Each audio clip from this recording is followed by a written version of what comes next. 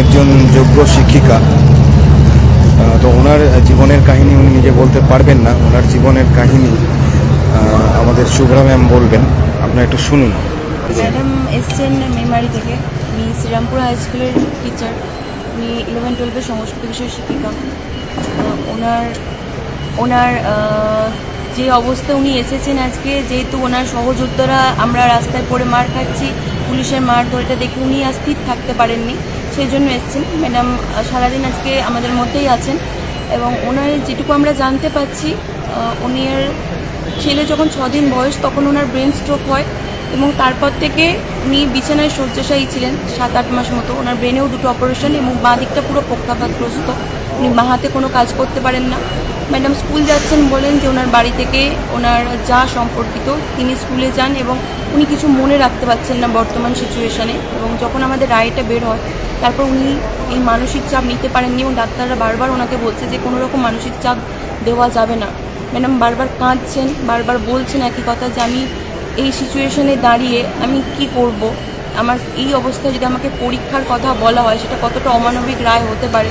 কারণ উনি স্কুলে যান, বাচ্চাদের পড়ান, বাচ্চাদের পড়াতে পড়াতে ওনার মাঝে মাঝে মনে হয় যে আরেকটু চর্চা করলে বোধহয় ভালো হতো। উনি সেটা বাড়িতে আরেকবার পড়েন, পড়ে বারবার উনি সেটাকে পড়ে তবে বাচ্চাদেরকে পড়াতে পারেন। কারণ ওনার মানসিক স্থিতিটা এখন এই মুহূর্তে, এবং আমাদের রায়টা বেরোনোর পর ওনার মানসিক স্থিতি আরও ক্রমশ খারাপের দিকে চলে যাচ্ছে। ওনার হাজব্যান্ডও সঙ্গে এসেছেন, তিনি সেই দাদাও বলছিলেন যে কতটা প্রেশার ওনার উপর এবং একটা হিউজ অ্যামাউন্ট ওনাদের লোন নেওয়া আছে এবং কিছু মানুষ ওনাদের ফ্যামিলি মেম্বাররা ওনাদেরকে টাকাও ধার দিয়েছে এই চিকিৎসার জন্য, প্রায় 35 লাখসের কাছাকাছি।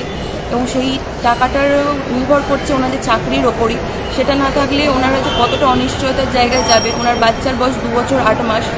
ম্যাম নিজেও বলছেন যে আমার যদি চিকিৎসাটা ক্রমশ আস্তে আস্তে উনি উন্নতির দিকে যাচ্ছিলেন, সেই অবস্থায় এরকম একটা রায় এবং তারপর ওনার মানসিক স্থিতি আরও খারাপের দিকে।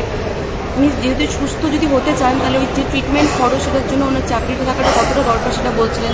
2 বছর 8 মাসের একটা বাচ্চা আছে, বাচ্চাকে উনি নিজের হাতে কোলে নিতে পারেন না, সেটাও ম্যাম বলছিলেন।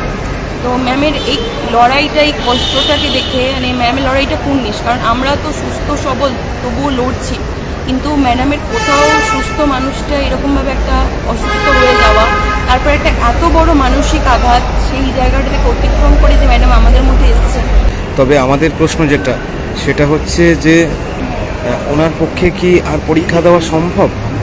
ওনার পক্ষে কি আর পরীক্ষা দেওয়া সম্ভব? এই প্রশ্নটা রেখে গেলাম আমি সকলের কাছে, যে যারা সেই সময় পরীক্ষা দিয়েছিলেন।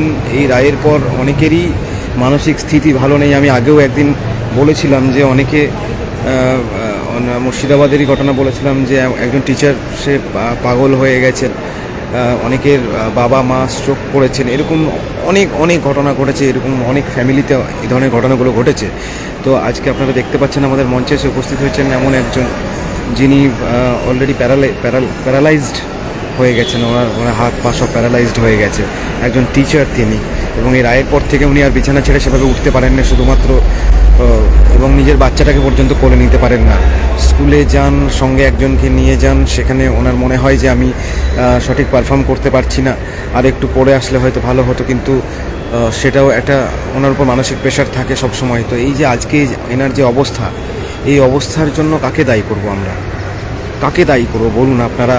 আমি জবাব চাইছি আপনাদের কাছে। সমাজে যারা আছেন, যারা বুদ্ধিজীবী শ্রেণী আছেন, যারা সুস্থ মস্তিষ্কের মানুষ আছেন, তারা আমাকে জবাবটা দিন যে আমরা এই অবস্থাগুলোর জন্য কাকে দায়ী করব, কাদেরকে দায়ী করব, কি করব? মানে এবার এনাদেরকে যদি বলা হয় যে এনাদেরকে পরীক্ষায় বসতে হবে, পরীক্ষায় বসে আবার প্রমাণ করতে হবে যে প্রথমত এই অবস্থার জন্য আজকে যে পরিস্থিতি হলো, আজকে এই চাকরি চলে যাওয়া, আজকে কোর্টের রায়, আজকে এই দুর্নীতি, এইগুলোর জন্য আজকে এনার এই অবস্থা, মানে এর কম্পেনসেশন কে দেবে? এনার আজকে যে অবস্থা, এর কম্পেনসেশনটা কে দেবে এনাকে?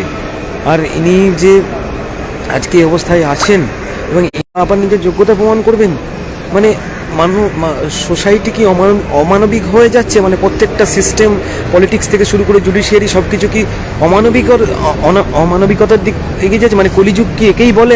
আমরা সত্যিই মানে বুঝতে পারছি না যে একটা রায় হচ্ছে, সেইখানে মানে কোনো কিছু ভাবা হলো না যে এতগুলো মানুষ, তাদের এত জটিল ব্যবস্থা, তাদের পরিবার সংসার কোনো কিছু ভাবা হলো না যে তাদের এর ব্যাকড্রপ কী হতে পারে, ব্যাকল্যাশ কী হতে পারে, এর রিফ্লেকশন কত দূর কী হতে পারে, সোসাইটিতে কত কত জায়গায় এর এফেক্ট পড়তে পারে, এইটা নিয়ে কেউ ভাবলোই না। একটা বাড়ির জন্য ভাবলো না, এক কলমের খোঁজায় এতগুলো মানুষকে রাস্তায় নামিয়ে দেওয়া, এবং তার কে কী কন্ডিশনে আছে কোনো কিছু না জেনে কী অবস্থা, এর এর কী হতে পারে সিচুয়েশন, মানে এটা একবারও ভাবার প্রয়োজন মনে করুন না বিচার ব্যবস্থা। মানে এটা সত্যি আমরা ভারতীয় হিসেবে গর্ববোধ করেছি বরাবর যে না, কোথাও না যায় আমরা জাস্টিস পাবো, আমরা জাস্টিস পাবো, কোর্ট আছে আমাদের জন্য। আজকে তো সেই বিশ্বাস ভেঙে যাচ্ছে।